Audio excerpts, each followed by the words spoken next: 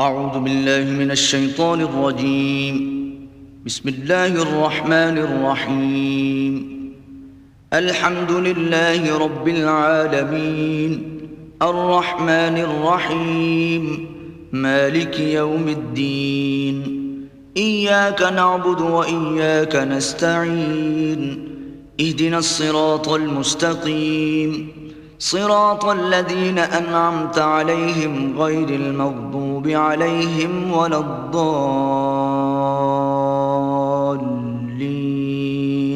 بسم الله الرحمن الرحيم. قل هو الله أحد الله الصمد لم يلد ولم يولد ولم يكن له كفوا أحد. بسم الله الرحمن الرحيم. قل هو الله أحد الله الصمد لم يلد ولم يولد ولم يكن له كفوا أحد. بسم الله الرحمن الرحيم.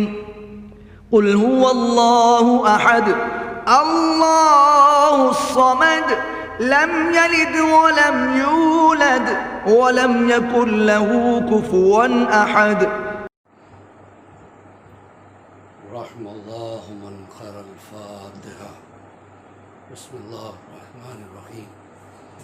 الحمد لله رب العالمين والصلاة والسلام على سيد العرب والعجم جسمه مقدس معطر مطهر من الظلم نور الهدى مصباح الظلم جميع الشمم شفيع الأقم صاحب الجود والكرم والله عاصمه وجبريل قادمه والبراق مركبه والمعراج سفره وسدرة المنتهى مقامه وقاب قوسين مطلوبه والمطلوب تعوده والمقصود جوده سيد المرسلين أنيس الغربين الملقب بطه والياسين محبوب رب المشرقين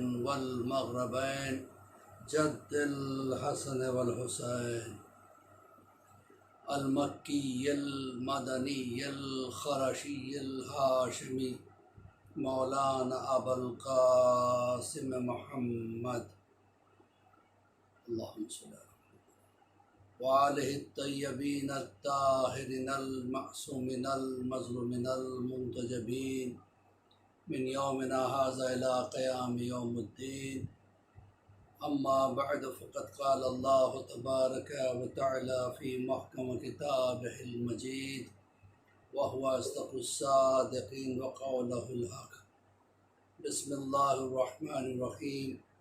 إن المسلمين والمسلمات والمؤمنين والمؤمنات والقانتين والقانتات والصادقين والصادقات والصابرين والصابرات والخاشعين والخاشعات والمتصدقين والمتصدقات والصائمين والصائمات والحافظين فروجهم والحافظات والذاكرين الله كثيرا والذاكرات أعد الله مغفرة وأجرا عظيما. صلوات پڑھے پر محمد و آل محمد. حضرات محترم، عشرہ زینبیہ عشرہ چہلم کپاسوڑی بمبئی کی یہ پہلی تقریر ہے،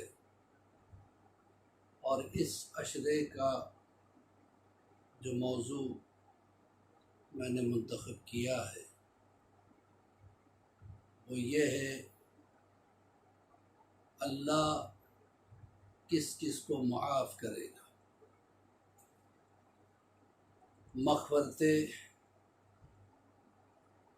خدا کی شرائط کیا ہے کہ ہم کبھی کبھی اپنے ذہنوں میں یہ بات رکھ لیتے ہیں ہمیں تو اللہ معاف کر دے، جنت تو ہماری ہی ہے، رضوان محترم مغفرت کی کچھ شرطیں ہیں، اور اسی چیز کو میں نے سرنامہ کلام قرار دیا۔ یہ شرطیں 10 ہیں، اور عشرے کی مجالسیں بھی 10۔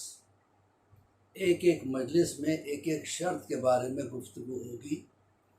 اس حساب سے ہم انالائز کریں گے کہ ہم جو ہے ہمارا سٹیٹس کیا ہے، ہماری مغفرت ہوگی یا نہیں ہوگی، ہم اس سے اندازہ لگا سکتے ہیں۔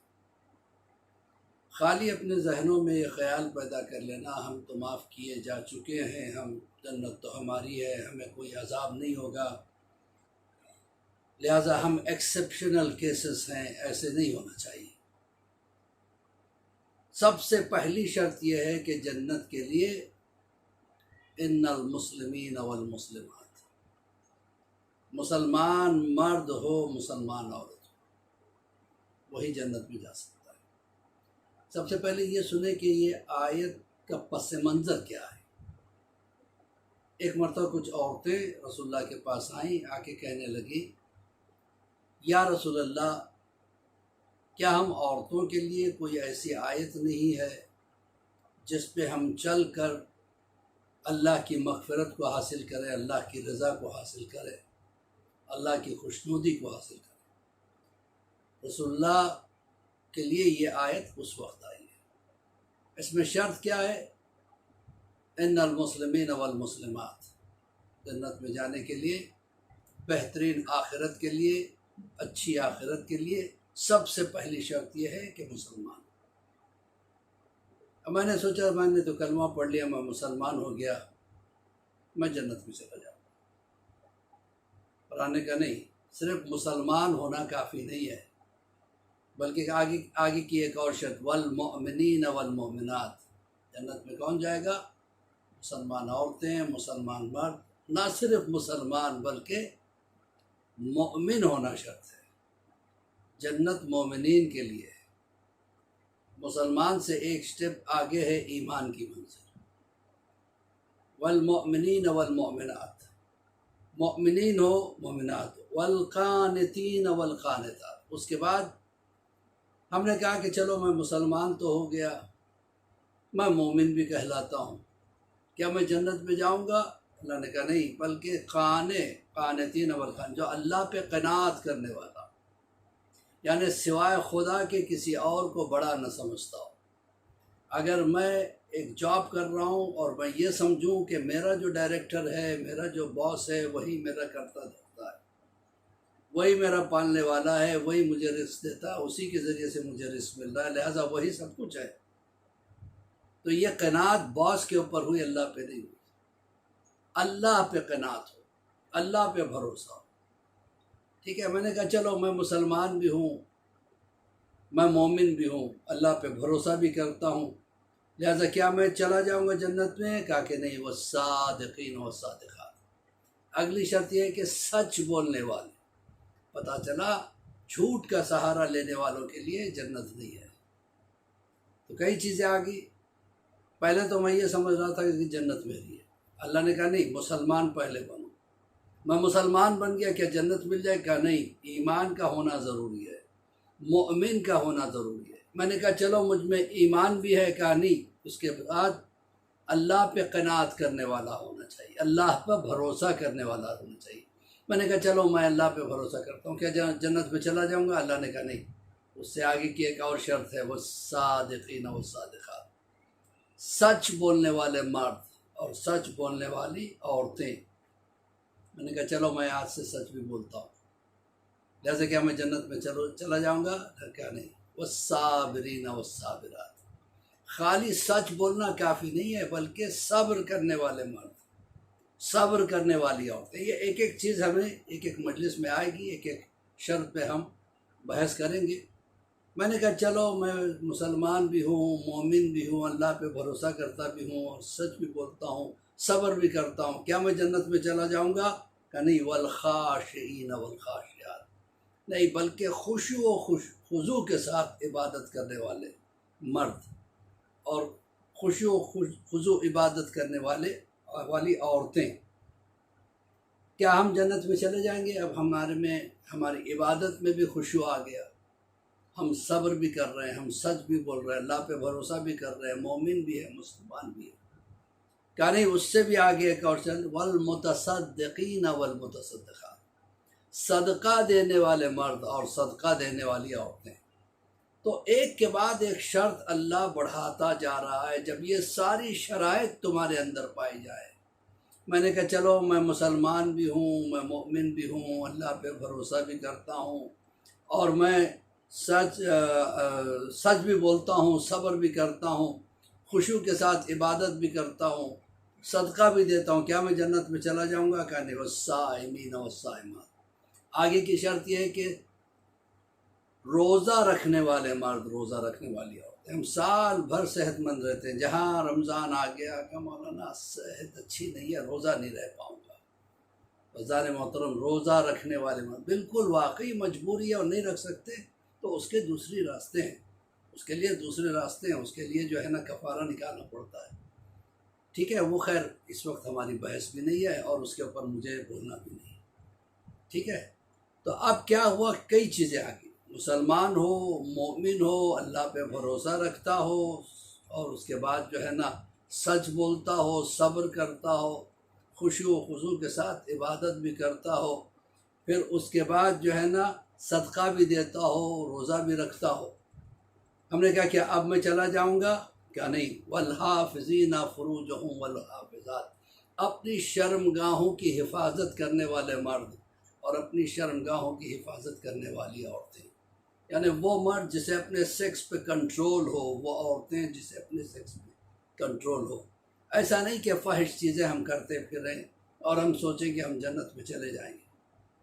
کیا یہ ساری شرائط ہونے کے باوجود آخری شرط ایک اور کا، والذاکرین اللہ کثیرا والذاکرات، اور سب سے زیادہ ذکر کرنے والے مرد، سب سے زیادہ ذکر کرنے والی عورتیں، ان کے لیے اللہ کہتا ہے اعد اللہ مغفرۃ واجرا عظیما، ہم ان کے لیے مغفرت بھی رکھے ہیں اور اجر عظیم بھی رکھے ہیں۔ ایک صلوات پڑھے بر محمد و آل محمد صلی اللہ۔ اب یہ ہے کہ انسان، ہم پہلی شرط کے اوپر گفتگو کرتے ہیں، ان المسلمین والمسلمات، مسلمان کون ہے؟ جو کلمہ پڑھ لے وہ مسلمان۔ ٹھیک ہے، کلمہ پڑھ لیا، اللہ کی گواہی دے دی اور اس کے پیغمبر کی گواہی دے دی، امیر المومنین کی ولایت کی گواہی دے دی، ہم مسلمان ہو گئے۔ مومن کے لیے مکمل کلمہ پڑھنا ضروری ہے۔ لا الہ الا اللہ محمد رسول اللہ کہا، مسلمان ہو گئے۔ کیا ہم جنت میں چلے جائیں گے؟ اس کے ساتھ کئی شرطیں ہیں۔ تو آج ہم دیکھیں گے کہ مسلمان کس کو کہتے ہیں۔ مسلمان وہ ہے جو سارے خداؤں کا انکار کرے اور ایک اللہ کو مانے اور اس کے رسول پر ایمان رکھے، اسے مسلمان کہتے ہیں۔ اس کا فائدہ کیا ہے؟ دیکھیے، اللہ نے اس جسم میں مختلف چیزیں ہمیں دی ہیں۔ آنکھ ہے، اس کا کام دیکھنے کا ہے، کان ہے، اس کا کام سننے کا ہے، ناک ہے، اس کا کام سونگھنے کا ہے، زبان ہے، اس کا کام چکھنے کا ہے، دانت ہے، اس کا کام چبانے کا ہے، منہ ہے، اس کا کام کھانے کا ہے، بولنے کا ہے۔ ٹھیک ہے، اسی طریقے سے ہاتھ ہے، پکڑنے میں کام آتے ہیں، پیر ہیں، چلنے میں کام آتے ہیں، دماغ ہے، سوچنے میں کام آتے ہیں۔ ہر چیز مختلف ہے، الگ الگ چیزیں۔ دنیا کا دستور یہ ہے کہ جہاں مختلف چیزیں ایک جگہ جمع ہو جاتی ان میں فساد پیدا ہو جاتا ہے۔ مختلف آدمی ایک جگہ جمع ہو جاتے ہیں تو فساد ہو جاتا ہے، کیونکہ ہر ایک کے دیکھنے کا انداز الگ ہے، ہر ایک کے سوچنے کا انداز الگ ہے، ہر ایک کے بولنے کا انداز الگ ہے۔ تو آپ سوچیں، اس جسم میں ساری چیزیں مختلف ہیں اور ہر ایک کی الگ الگ رسپانسبلٹی ہے۔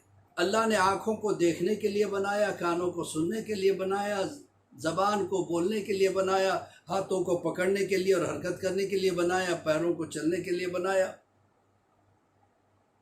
ہر ایک کی رسپانسبلٹی الگ، ہر ایک کا نام الگ، ہر ایک کا شیپ بھی الگ۔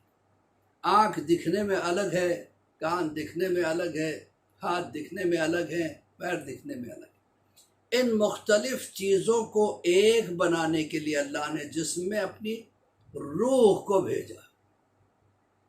اس روح کے ہونے کی وجہ سے سب ایک ہے. یعنی آنکھ الگ ہوتے ہوئے جسم کے ساتھ ہے، کان الگ ہوتے ہوئے جسم کے ساتھ ہے، ہاتھ الگ ہوتے ہوئے جسم کے ساتھ ہے، پیروں کی رسپانسبلٹی الگ ہوتے ہوئے جسم کے ساتھ ہے. کیوں؟ اس لیے کہ روح نے سب کو ایک بنا رکھا. چلیے میں اور اس کو واضح کروں. پیر میں چوٹ لگی، چوٹ پیر میں آئی، لیکن پورا جسم متاثر ہوتا ہے. آنکھ آنسو بہاتی ہے، ہاتھ مدد کے لیے دوڑتے ہیں، زبان آہ بھرتی ہے. کبھی ہم نے نہیں دیکھا کہ پیر میں چوٹ لگی ہو اور اس کے بعد آنکھوں نے کہا ہو کہ میں کیوں آنسو بہاؤں، دس از ناٹ مائی پرابلم، یہ میرا پرابلم نہیں ہے، میں کیوں آنسو بہاؤں. ہاتھ کبھی یہ نہیں کہتے میں کیوں اس کی مدد کروں، یہ میرا پرابلم نہیں ہے، یہ تو پیروں کو چوٹ لگی ہے. ذہن کبھی یہ نہیں کہتا میں کیوں اس کے علاج کے لیے سوچوں، یہ میرا پرابلم نہیں ہے، تو پیروں کا پرابلم ہے. یہ ڈپارٹمنٹ ہی الگ ہے، میرا پرابلم نہیں ہے. دیکھیے آج کیا ہوتا ہے، الگ الگ ڈپارٹمنٹ میں آپ جا کے کسی چیز کے لیے بات کریں، وہ کہیں گے ہمارا ڈپارٹمنٹ نہیں ہے، آپ اس ڈپارٹمنٹ میں. لیکن یہاں پہ سب چیزیں ایک ہیں.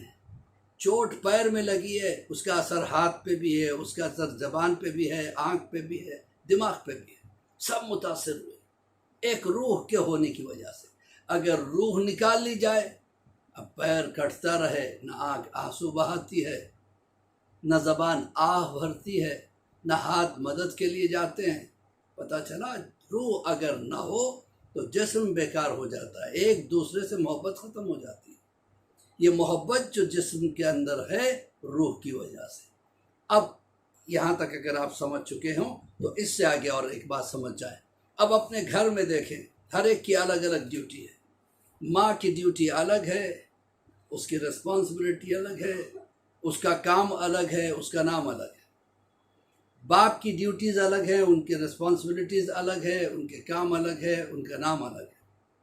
بیٹا ہے تو اس کے خیالات الگ ہیں، اس کے کام الگ ہیں، اس کی زندگی الگ ہے. بیٹی ہے، اس کے خیالات الگ ہیں، اس کی زندگی الگ ہے، اس کے کام الگ ہے. لیکن یہ ساری چیزیں گھر میں الگ الگ افراد ہوتے ہوئے ایک کیسے بنے؟ اللہ نے اس کے لیے دین کو بھیجا. اگر دین گھر میں ہے تو اس کا مطلب باپ کی عزت بھی باقی ہے، ماں کا وقار بھی باقی ہے، بھائی کی محبت بھی باقی ہے، بہن کی محبت بھی باقی ہے، بچوں کا پیار بھی باقی ہے. اگر گھر سے دین کو الگ کر دیا جائے، اب بیٹا باپ کی پرواہ نہیں کرتا، باپ بیٹے کی پرواہ نہیں کرتا، بیوی شوہر کی پرواہ نہیں کرتی، شوہر بیوی کی پرواہ نہیں کرتا. کیوں؟ اس لیے کہ مذہب نہیں ہے، دین نہیں ہے. اللہ نے دو چیزوں کو ملانے کے لیے ایک تیسری چیز پیدا کی ہے. مثال کے طور پہ دو کاغذوں کو ملانے کے لیے آپ گلو کا استعمال کرتے ہیں، دو کپڑوں کو ملانے کے لیے سوئی دھاگے کا استعمال کرتے ہیں، دو اینٹوں کو ملانے کے لیے سیمنٹ کا استعمال کیا جاتا ہے. اسی طریقے سے دو دلوں کو ملانے کے لیے اسلام کا استعمال ہوتا ہے. اسلام نفرتوں والا دین نہیں ہے، اسلام محبت کا دین ہے. اسلام محبت کا دین ہے، اور محبت کو پھیلانے کا نام اسلام. نفرتوں کو پھیلانے کا نام اسلام نہیں ہے. اسلام نفرتیں نہیں سکھاتا ہے. یہ غلط فہمیاں ہیں لوگوں کی کہ اسلام آتنکواد ہے، مسلمان آتنکواد ہے. بھیا مسلمان آتنکواد ہو سکتا ہے، اسلام آتنکواد نہیں ہے. کیونکہ ہر مسلمان ایک جیسا نہیں ہے. ایک وہ ہے جو اسلام کو اپنے اندر لیے ہوئے، ایک وہ ہے جو نام کا مسلمان، نام رکھ دیا مسلم، لیکن کام اس کا مسلمانوں والا نہیں ہے، تو وہ صحیح معنوں میں مسلمان نہیں ہے. یاد رکھیے گا، ایک راجپوت کا بیٹا راجپوت ہو سکتا ہے، ایک عیسائی کا بیٹا عیسائی ہو سکتا ہے، ایک یہودی کا بیٹا یہودی ہو سکتا ہے. لیکن مسلمان کا بچہ اس وقت تک مسلمان نہیں ہو سکتا جب تک کہ اپنے پریکٹس سے نہ بتائے کہ وہ مسلمان. بات کو اور ایلابریٹ کر دوں، ڈرائیور کے بیٹے کو آپ ڈرائیور کیوں نہیں کہہ سکتے؟ اس لیے کہ ضروری نہیں کہ ڈرائیور کا بیٹا ڈرائیور ہو سکتا ہے وہ ڈاکٹر بن جائے، ہو سکتا ہے وہ انجینئر بن جائے. تو پتہ چلا کہ جو پریکٹس ہوتی ہے وہی نام ہوتا ہے۔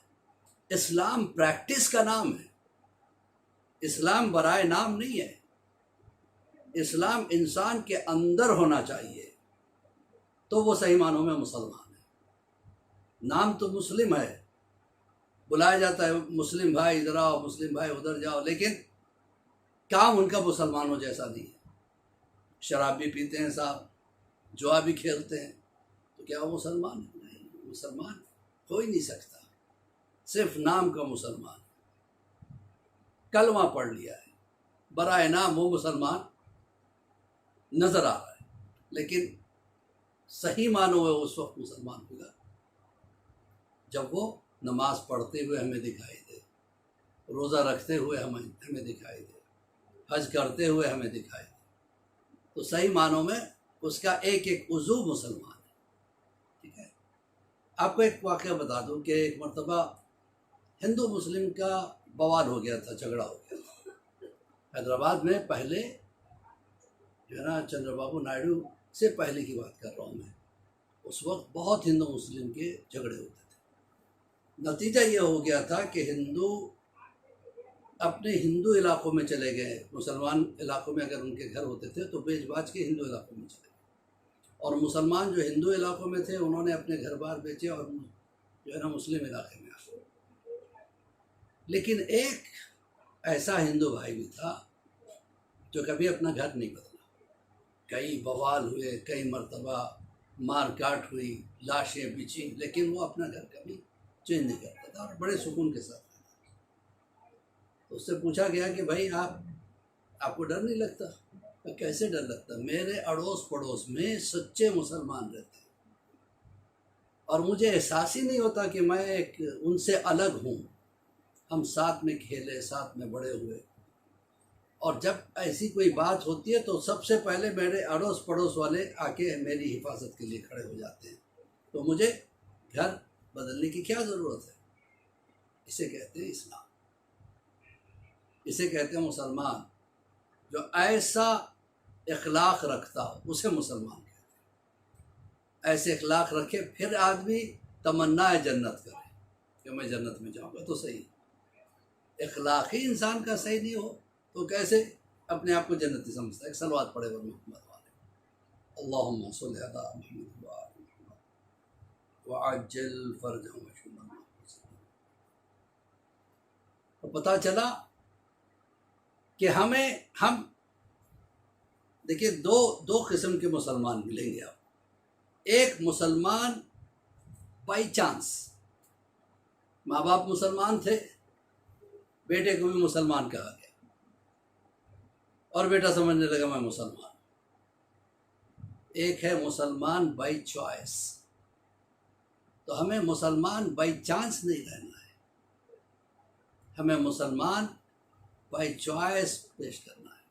یعنی دنیا کو ہم بتائیں کہ ہمارا کردار ایسا ہے کہ ہم مسلمان ہیں، ہمارا اٹھنا بیٹھنا ایسا ہے کہ ہم مسلمان ہیں۔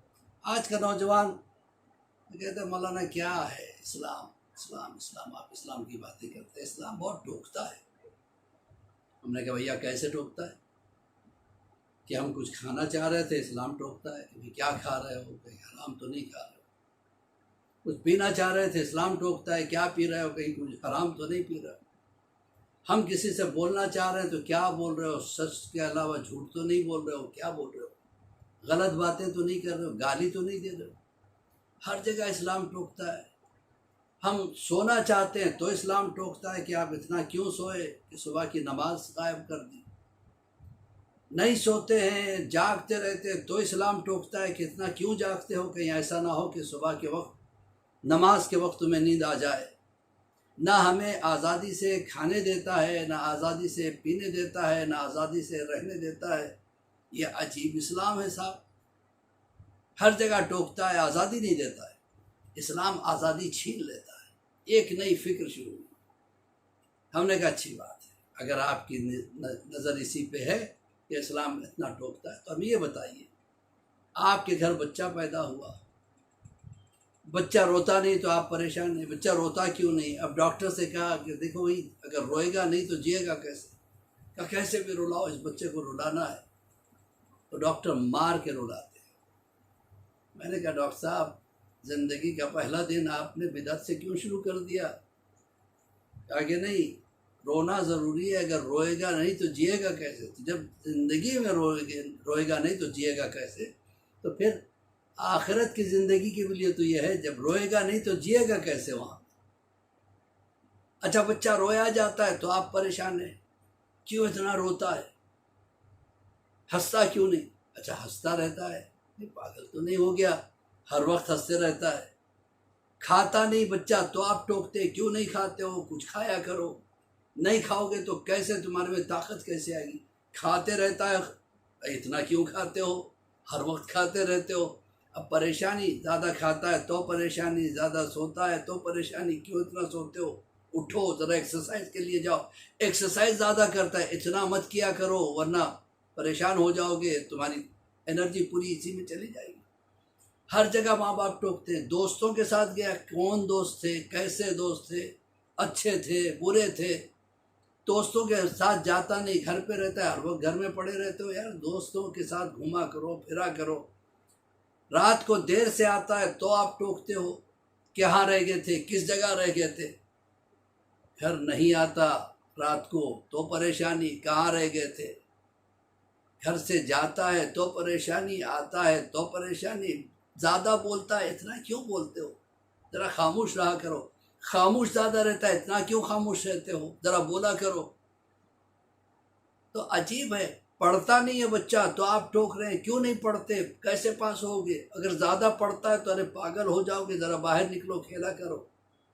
چھوڑ دیجئے بچے کو، نہیں کھاتا ہے مت کھانے دیجئے، نہیں سوتا ہے مت سونے دیجئے، نہیں بولتا ہے نہیں بولنے دیجئے، سوتا ہے تو سوتے رہنے دیجئے۔ کیا کیسے آپ باتیں کرتے ہیں مولانا؟ ارے ہمارا بچہ ہم نے پیدا کیا ہے، ہم نہیں ٹوکیں گے تو کون ٹوکے گا؟ میں نے کہا بھائی آپ نے ایک بچے کو پیدا کیا اور پورے ٹوکنے کی ذمہ داری لے لی، اس اللہ نے تو ساری کائنات کو پیدا کیا، وہ نہیں ٹوکے گا تو کون ٹوکے گا؟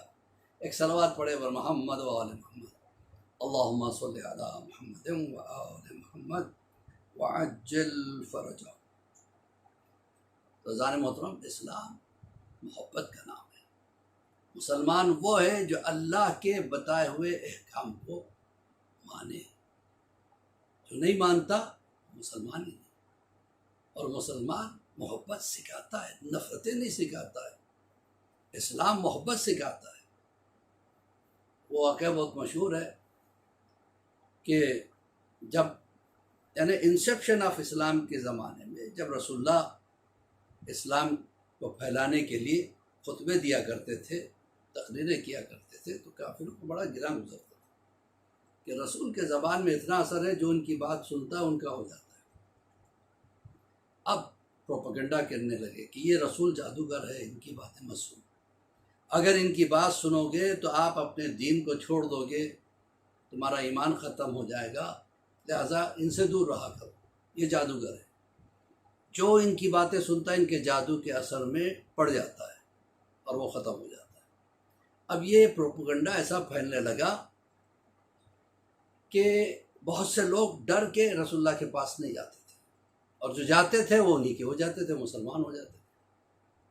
اس زمانے کی بات ہے، ایک بوڑھیا، ظاہر سی بات ہے بوڑھی عورت کا مطلب 80-85 سال کی عورت جس نے ساری زندگی بتوں کا سجدہ کیا ہو، اس سے جب کہا گیا کہ رسول محمد نام کا ایک نوجوان ہے، اس کی باتیں نہ سننا ورنہ تم اس کا اثر ہو جائے گا، جادو کا اثر ہو جائے گا، تم اپنے خداؤں کو ماننا چھوڑ دو۔ اس نے کہا کہ اللہ اکبر، جس دین پہ میں اتنے سال چلتی رہی، اگر وہ مجھ سے دور ہو جاتا ہے تو کیا فائدہ، میں مکہ چھوڑ کے چلی جاتی ہوں۔ لہذا اپنے سارے کپڑوں کو اس نے گٹری بنایا، گٹری میں لیا اور مکہ چھوڑنے کے ارادے سے باہر آ کے دروازے پہ کھڑی ہو، دیکھا کہ سامنے سے خوبصورت نوجوان آ رہا ہے، کہا کہ یہ ذرا اٹھا کے میرے سر پہ رکھو۔ انہوں نے اٹھایا، کہا کہ اس کا وزن زیادہ ہے، عورت کمزور ہے پوری، کیا دیکھو ماں ایسا ہے کہ یہ اس کا وزن زیادہ اور تم کمزور، تم کہو تو میں اس جگہ پہنچا دیتا ہوں جہاں تم جانا چاہتی ہو۔ یہ کہہ کے نوجوان نے اپنے سر پہ رکھ لیا۔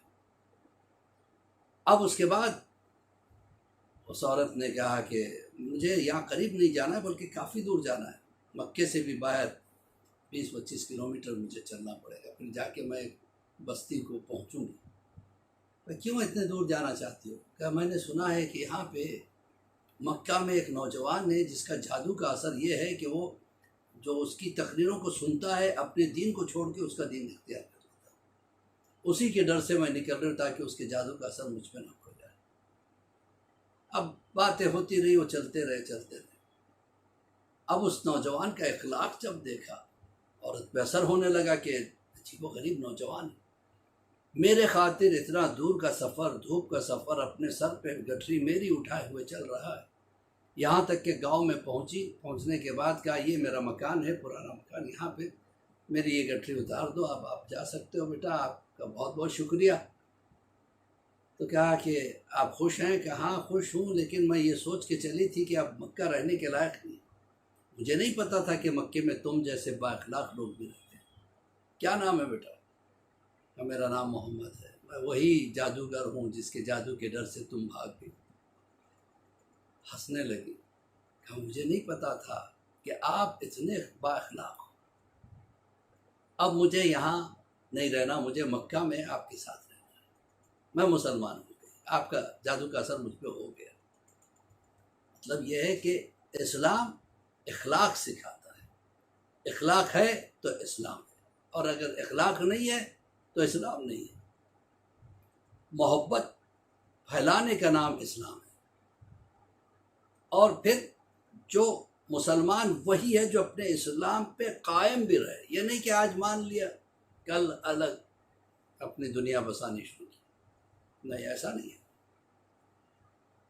جناب ایک زمانہ وہ تھا کہ صرف قولوا لا الہ الا اللہ تفلحوا، لا الہ الا اللہ کہو فلاح پا جاؤ۔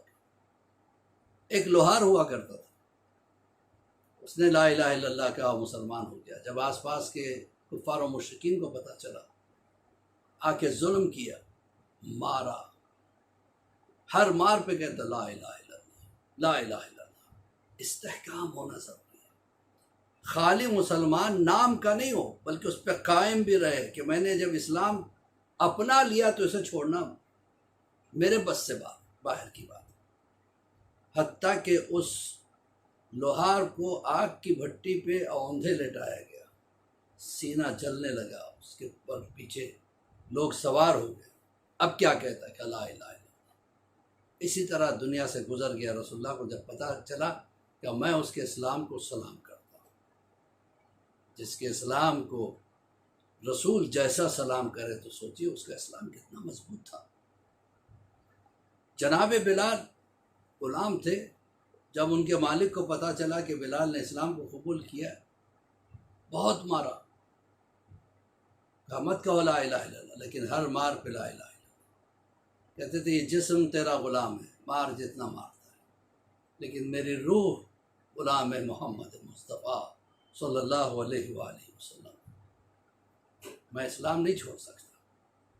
حتیٰ کہ بچوں کے ہاتھ میں پتھر دے دیے گئے اور بلال کو رسی سے باندھ کے ان کے ہاتھ میں دے دیا گیا، وہ پورے مکہ میں پھراتے جاتے، پتھر مارتے جاتے، ہر پتھر کے لگنے پہ بلال کہتے تھے لا الہ الا اللہ، لا الہ الا اللہ۔ یہاں تک کہ جناب بلال کو پہاڑی پہ لے گئے، جہاں پتھریلی زمین تھی، لڑکا دیا گیا، لڑکتے لڑکتے نیچے آئے، کیا کہتے ہو؟ لا الہ الا اللہ۔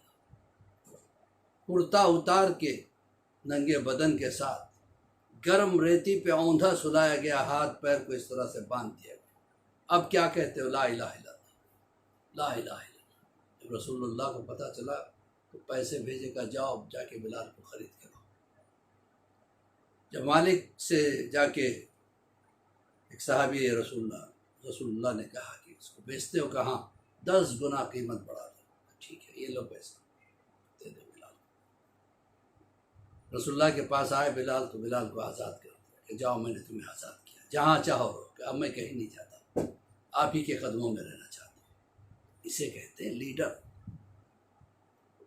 دنیا کے لیڈر بھی وعدے کرتے ہیں الیکشن سے پہلے، میں تمہارے روڈ اچھے کر دوں گا، سڑکیں اچھے کر دوں گا، پانی کی سہولت کر دوں گا، بچوں کی پڑھائیوں کی سہولت کر دوں گا، جتنا بھی کرے گا ایک ایریا کے لیے وعدے کرے گا، دنیا کے وعدے کرے گا، آخرت کے وعدے نہیں کرے گا۔ ہمارے تو وہ لیڈر ہیں جسے رسول کہتے ہیں، ہمارے تو وہ لیڈر ہیں جسے علی کہتے ہیں، ہمارے تو وہ لیڈر ہیں جسے سیدہ کہتے ہیں، 12 امام کہتے ہیں۔ یہ یہاں بھی کام آتے ہیں، آخرت میں بھی کام آتے ہیں۔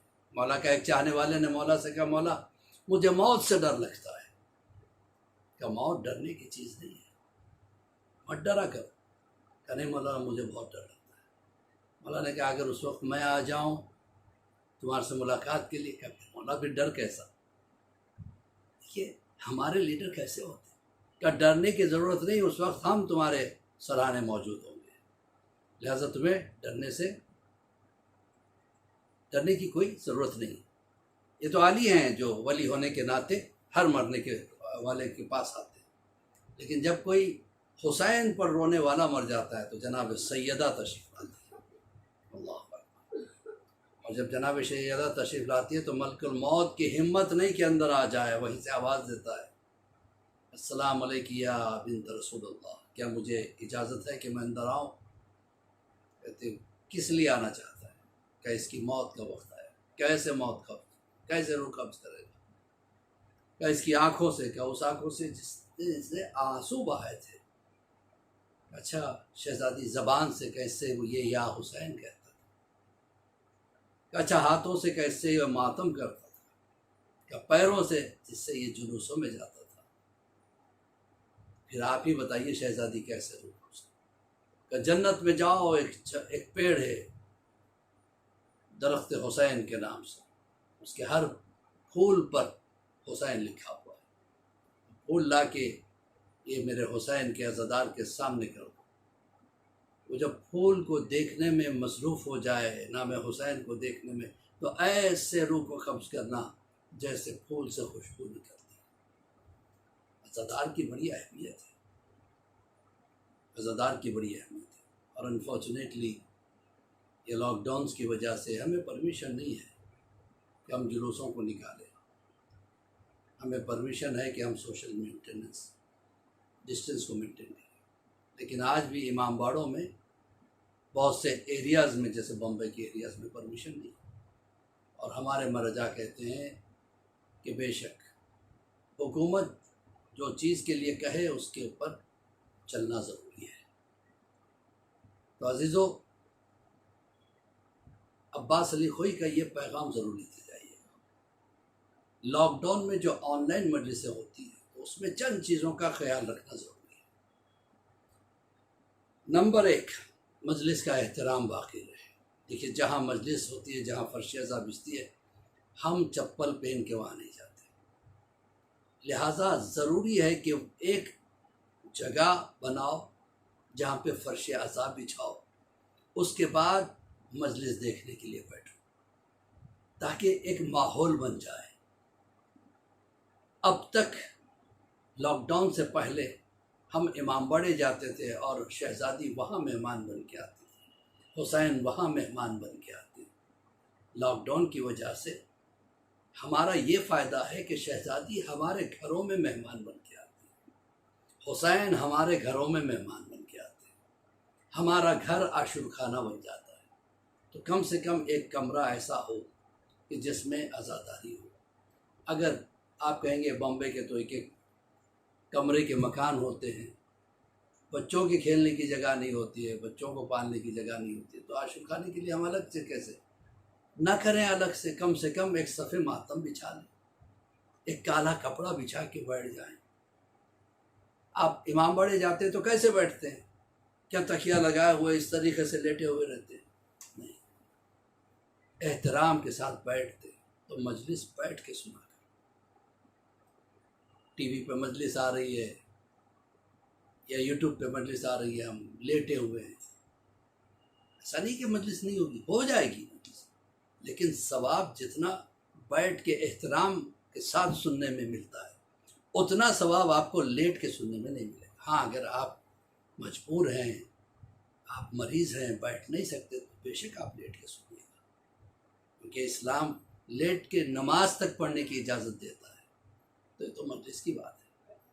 لیکن آپ سوچیں، جہاں نام علی آئے اور آپ لیٹے رہے، نام حسین آئے آپ بغیر کسی مجبوری کے لیٹے رہے، جناب سیدہ کا نام آئے جس کے آنے پہ رسول اٹھ کے کھڑے ہو جاتے تھے اور آپ لیٹ کے سن رہے ہیں. تو سچ بتائیے آپ کا کانشیس آپ کو کیا کہے؟ آپ اپنے کانشیس سے پوچھئے کہ جو میں کر رہا ہوں کیا یہ صحیح ہے؟ اچھا، دو باتیں ہوں گی، ایک تو احترام، دوسرا ماحول بنائیں. تیسری بات کیا ہے؟ مجلسوں میں آخر میں ماتم بھی ہوتا ہے، زیارت بھی پڑھی جاتی ہے.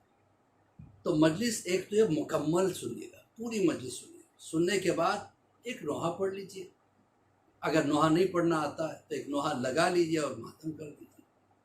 پھر اس کے بعد زیارت کھڑے ہو کے پڑھ لیجئے. زیارت پڑھنا یہ کیا ہے؟ زیارت سلام ہے امام حسین کو، اور ادھر سے جواب سلام آتا ہے. سلام کیا ہے؟ سلامتی کی دعا، اللہ آپ کو سلامت رکھے. اور جواب سلام میں اگر امام حسین کہتے خدا تمہیں بھی سلامت رکھے، رسول کہتے تمہیں بھی سلامت رکھے، سیدہ کہتے تمہیں بھی سلامت رکھے، تو پھر آپ کی زندگی بدل جائے گی، آپ کا ایک ڈیسٹینیشن چینج ہو جائے گا، آپ کا اپنا ایک الگ سٹیٹس بن جائے گا. سنیے، یہ بہت بڑی چیز ہے. عزادار بن کے سنیے، مجلس کو ایک ایزی لے کے مت سنیے، عزادار امام حسین بن کے سنیے. یہ میرا اسپیشل پیغام ہے مجلس آن لائن سننے والوں کے لیے، یاد رکھیے گا. عزادار حسین بن کے، عزادار کی کیا اہمیت ہے. تہران کا 1 کروڑ پتی انسان جس کے انڈر میں 2-2.5 ہزار افراد کام کیا کرتے تھے، کئی فیکٹریز کا مالک تھا، اور لوگ یعنی 4 تہران کے امیر ترین لوگوں میں سے وہ تھا.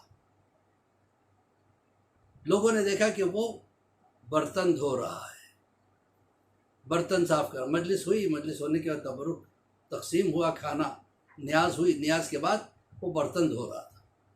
لوگوں نے کہا کہ آپ برتن کیوں دھو رہے ہیں؟ آپ تو اتنے امیر ہیں.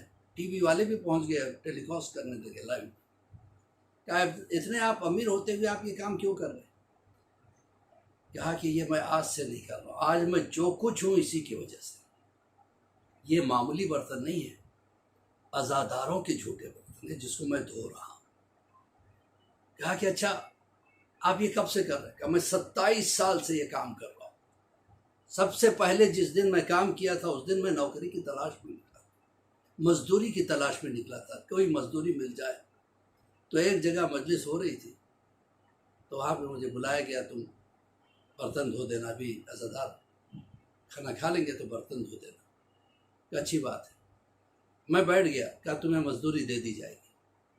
بیٹھ گیا، برتن دھونے لگا. ذہن میں خیال آیا مزدوری ملنا ہے تو کام بہت پڑے ہیں، کہیں بھی کام مل جائے گا، مزدوری مل جائے گی، لیکن عزاداروں کے برتن دھونے کا موقع مجھے بار بار نہیں ملے گا. اس کا کیا پیسہ لینا ہے؟ میں کوئی پیسہ اس کا نہیں لوں گا. نتیجہ یہ ہوا، وہ کہتا ہے اس کے بعد جب میں وہاں سے چلا تو لوگ مجھے پیسہ دینے کی کوشش کیے، میں نے انکار کر دیا. میں نے کہا کہ دیکھو میں نے اپنے مولا کا کام کیا ہے، اور مولا کسی کا احسان نہیں رکھتے. اور بس وہ دن اور آج کا دن مجھے کام پہ کام ملتے رہے، کام پہ کام ملتے رہے. پھر میں نے دھیرے دھیرے مینوفیکچرنگ سٹارٹ کیا، پھر وہ فیکٹری بنی، فیکٹری بن کے کمپنی بنی، اور پھر میرے فیکٹریز بڑھتے گئے اور لوگ جوائن ہوتے گئے.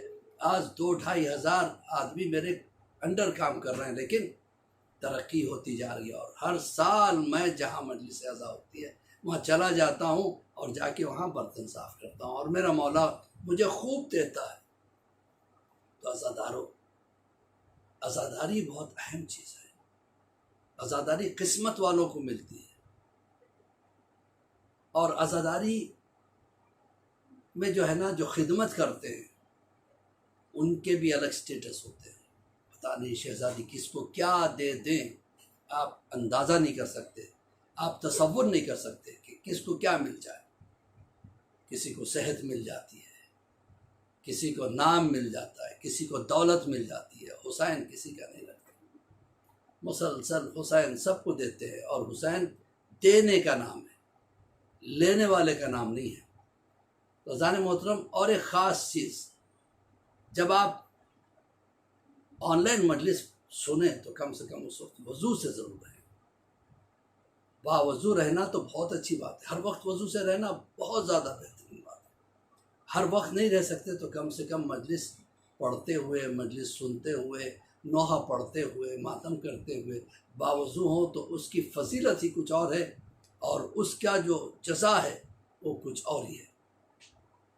تو ذہن محترم، سب سے بڑی بات یہ ہے کہ اس عزاداری میں جہاں مجلس ہوتی ہے وہاں پہ 3 بیویاں آ جاتی ہیں، آنے کے بعد اس جگہ بیٹھ جاتی ہیں، ابھی پبلک نہیں آئی رہتی، سب سے پہلے 3 بیویاں آ جاتی ہیں۔ ایک بیوی جو بالوں کو کھولے ہوئے رو رہی ہوتی ہے، ہائے حسین۔ ایک لمبے قد کی بیوی اس کے برابر میں بیٹھی رہتی ہے جس کا نام ہے زینب۔ ایک چھوٹی سی بچی بھی آ جاتی ہے جو دروازے پہ کھڑی ہو کے دوڑ دوڑ کے آ کے کہتی رہتی ہے، پھوپھی اماں دیکھو فلاں عزادار آ گیا، دیکھو فلاں عزادار آ گیا۔ جب یہ عزادار آ جاتے ہیں اور رونے لگتے ہیں، ہائے حسین کہہ کے، تو ایک ننھی سی بچی پوچھتی ہے، پھوپھی اماں یہ کس حسین کو روتے ہیں؟ تو پھوپھی اماں کہتی ہے، بیٹا یہ تیرے بابا حسین کو روتے ہیں۔ کہا پھوپھی اماں کیا وجہ ہے کہ آج انہیں کوئی تماچے نہیں مارتا؟ جب بھی میں بابا کہتی تھی مجھے تماچے مارے جاتے تھے۔ آج ذہن محترم جب یہ لٹا ہوا قافلہ کربلا سے چلا، کربلا سے جانے کے بعد شام و کوفہ کے بازاروں سے گزر رہا تھا، ایک وہ منزل آئی کہ جہاں پہ ایک ظالم جو ہے نا چابک لے کے سید سجاد کے پاس آیا اور برسانے لگا۔ جب کوڑے پڑنے لگے، سید سجاد نے کہا مجھے کیوں مار رہے ہو؟ آخر میں نے کیا غلطی کی ہے؟ تو کہا کہ غلطی کچھ آپ نے نہیں کی، لیکن یہ سر حسین آگے کیوں نہیں بڑھتا؟ جس نیزے پہ حسین کا سر ہے وہ نیزہ زمین میں گڑ گیا ہے۔ سید سجاد روتے ہوئے اٹھتے ہیں، بابا اب مار کھانے کی طاقت نہیں رہی، بابا کیوں آگے نہیں بڑھتے؟ اتنے میں لبے حسین کھلے اور آواز آئی، بیٹا سجاد میں کیسے آگے بڑھوں گا، پیچھے سکینہ گر گئی ہے۔ جب یہ سننا تھا جناب زین العابدین پریشان ہو گئے، اپنی پھوپھی اماں کے پاس آئے، کہا پھوپھی اماں کیا سکینہ نظر نہیں آتی؟ تو زینب نے دیکھا ہاں سکینہ شاید اونٹ سے گر گئی ہے۔ کہا کہ میں جا رہا ہوں دیکھنے کے لیے۔ زینب نے کہا میں بھی آتی ہوں میرے لال۔ جناب زینب ساتھ چلی، سید سجاد آگے آگے، دونوں آگے بڑھے، یہاں تک کہ دیکھا کہ ایک مقام پر ایک بچی رو رہی ہے اور اس کو ایک بیوی سینے سے لگائے دلاسا دے رہی ہے، پیار کر رہی ہے، جس کے بال کھلے ہوئے ہیں اور وہ بھی روتی ہے ہائے حسین کہہ کے۔ زینب قریب میں بیٹھی، بی بی آپ کون ہے؟ آپ نے بڑا احسان کیا، اس بچی کو حسین کے بعد تماچے مارنے والے تو بہت ملے لیکن کوئی پیار کرنے والا نہیں ملا تھا۔ اب اس کے بعد اس بی بی نے کہا زینب تو نے نہیں پہچانا؟ زینب میں تیری ماں فاطمہ۔ یہ کہنا تھا، زینب تڑپ گئی، اماں ذرا اپنا چہرہ تو دکھا دو، بہت عرصہ ہو گیا آپ کو دیکھ کے۔ کہا زینب تو دیکھ نہیں پائے گی میری لال۔ کہا نہیں اماں میں دیکھنا چاہتی ہوں۔ یہ کہہ کے زینب نے بال ہٹائے، دیکھا کہ سیدہ کے منہ پہ لہو لگا ہوا ہے، خون کے دھبے ہیں۔ کہا کہ اماں یہ خون کے دھبے کیسے؟ کہا کہ میرے بچے حسین کا سوکھا گلا تھا، حسین کا سر میرے زانوں پہ تھا اور شمر کا کند خنجر تھا، اس طرح سے میرے بچے کو مارا گیا، یہ حسین کے لہو کے چھینٹے ہیں۔ انا للہ و انا الیہ راجعون۔ رضا بقضاء تسلیما لامر مولا، اللہم بحق محمد وانت المحمود، بحق علی وانت الاعلی، بحق فاطمة فاطر السماوات والعرض، بحق الحسن وانت المحسن، بحق الحسین انت قدیم الاحسان، واستجب دعائی واقض حاجاتی برحمتک یا ارحم الراحمین۔ پروردگار اس قلیل عزاداری کو قبولیت کا درجہ عطا فرما، بحق زہرا و ابیہا و بالہا بنوہا۔ ہمارے گناہ کبیرہ و صغیرہ کو معاف فرما دے، جو مقروض حال ہیں ان کی قرض داریوں کو ادا فرما۔ پروردگار کورونا جیسے خطرناک بیماری سے جو مومنین و مومنات جونج رہے ہیں، پروردگار انہیں شفا کلی عطا فرما، اور صرف مومنین و مومنات ہی نہیں بلکہ پوری دنیا انسانیت کو اس وائرس سے محفوظ رکھ، سب کو اپنی حفظ و امان میں رکھنا۔ امام کے ظہور میں تعجیل عطا فرما، ہم سب کو امام کے چاہنے والوں میں شمار فرما۔ ہم سب مل کے ان لوگوں کے لیے جو بیمار ہیں اور وہ افراد جو پریشان حال ہیں، یا وہ بچے جو ایگزامز دے رہے ہیں، اور یا پھر وہ مسافر جو پریشان ہیں اپنے سفر میں، سب کے لیے، اور علماء کی حفاظت کے لیے، مقامات مقدسہ کی حفاظت کے لیے اپنے ہاتھوں کو بلند کر کے 5 مرتبہ آیت کریمہ کی تلاوت کرتے ہیں۔ بسم اللہ الرحمن الرحیم امن یجیب المضطر اذا دعاہ ویکشف السوء امن یجیب المضطر اذا دعاہ ویکشف السوء امن یجیب المضطر اذا دعاہ ویکشف السوء امن یجیب المضطر اذا دعاہ ویکشف السوء امن یجیب المضطر اذا دعاہ ویکشف السوء اللہم اشفِ کل مریض اللہم اشفِ کل مریض اللہم اشفِ کل مریض۔ پروردگار اس آیت کریمہ کے صدقے میں جو بیمار ہیں انہیں شفا کلی عطا فرما، جو پریشان حال ہیں ان کی پریشانیوں کو دور فرما، بالخصوص ہمارے امام زمانہ کے ظہور میں تعجیل عطا فرما۔ پروردگار جب ہمارا امام زمانہ آئے تو ہم اپنے اعمال کی وجہ سے ان کے سامنے شرمندہ نہ ہوں۔ پروردگار ہماری عزت و آبرو کی حفاظت فرما، ہمارے بچوں کو نیک اور صالح بنا۔ پروردگار جو مجلس حسین میں خدمت کر انجام دے رہے ہیں، بالخصوص وہ افراد جو آرگنائز کر رہے ہیں، مجلسیں کرا رہے ہیں، تبرکوں کا انتظام کر رہے ہیں یا خطبہ و ذاکرین کا انتظام کرتے ہیں، ان کی حفاظت فرما، ان کے رزق میں ترقی عطا فرما، برکت عطا فرما، اور ہمیں ایک سچا مسلمان بننے کی توفیق عنایت فرما۔ بحق زہرا و بیہا و اللہم صلی علی محمد وعجل فرج